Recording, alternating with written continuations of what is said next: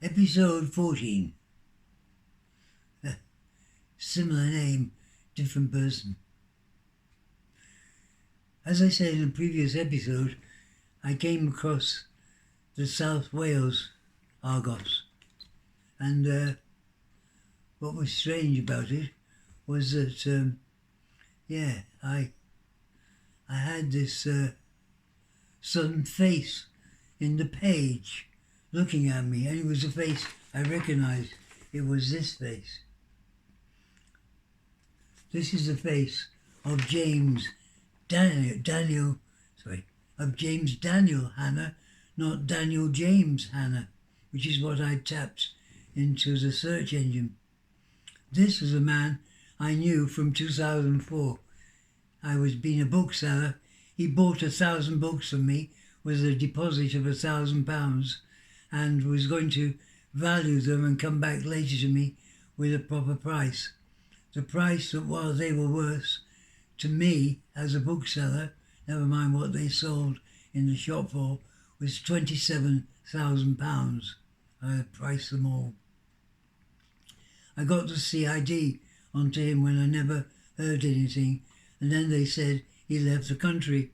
He was an American from the southern states, had property in New Orleans, and it was about a trial taking place in Arkansas, and he was convicted and charged with having 2,000 indecent photographs of children on his computer, and he was given 60 years without parole. 60 years without parole. There was then another picture of the man, looking almost identical, but with a beard, bigger beard, saying he has now been convicted of another charge, namely raping 3 13-year-old girls, and was given another 60 years without parole. So he'd have to be 187 in order to get out alive. God knows what they do to child molesters in Bible Belt America. I wrote to him. I found out where he was, and I wrote to him, and I said, I forgive you for what you did to me, but only God can forgive you for what you did to those poor children. I never heard back from him. I didn't expect a reply, but yes.